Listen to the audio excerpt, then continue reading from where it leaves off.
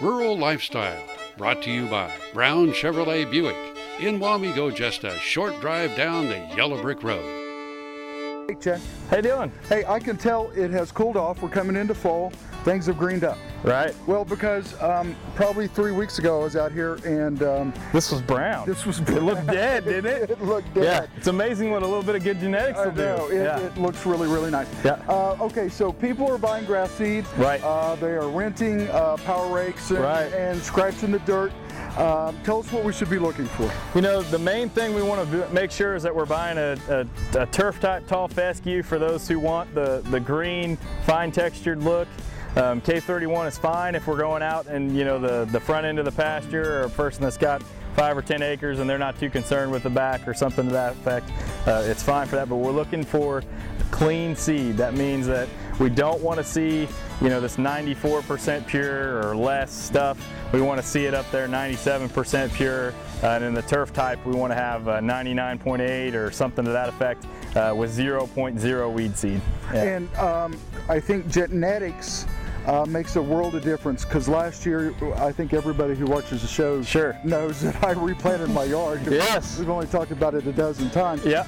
But I came back, summer was brutal on me. It was hard. Yeah. And I've got some dead spots, but you're telling me genetics now will allow me to stay healthier throughout the year. Right. I mean, it all has to do with, you know, a little bit of how you take care of it. You know, management plays a role.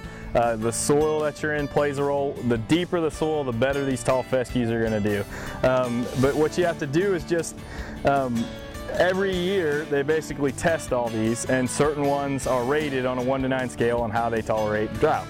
You know, so what we do is select for ones that are tolerating drought better than the older varieties, of which we did plant.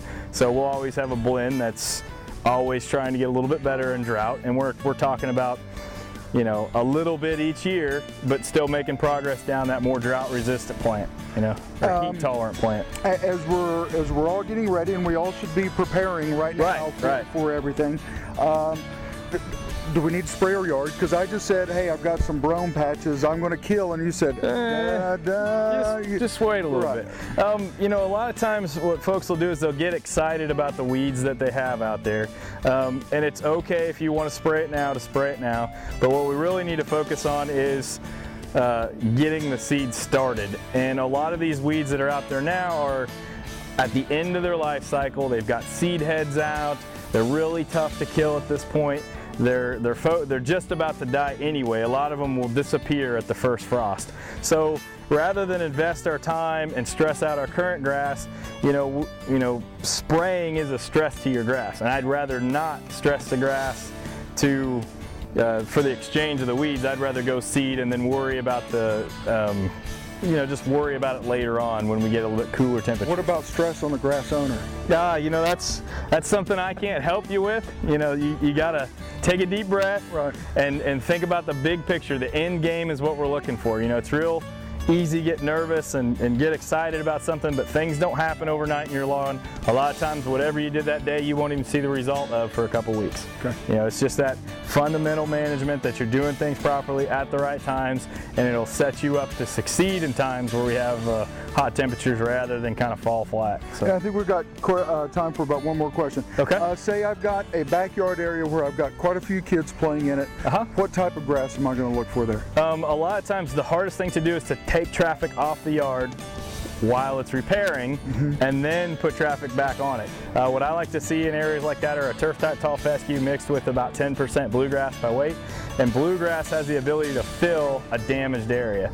You know, your turf type tall fescues, we love them, they're durable, they're tough to walk on, but once they break apart or get dug into, they have no ability to really repair much larger than a footprint. But bluegrass has the ability to repair, and that's what we'll use in areas where we just, you know, the traffic is so heavy. That's what we use on athletic fields, football fields, that sort of thing, and it will give you a little bit of a boost as far as recovery potential. If you have any questions, you can go to heycow.com. Or you can come out and see the guys. Believe me, last year I wore Chad out. So plain and simple, worry about. So if you've got questions now that we're into fall and you want to get that yard reseeded and looking good next spring, come out and see these guys, or go to heycow.com. And if you want to see the varieties, we've also got them planted out here at our test plots, so you can see kind of what the different options are before you plant.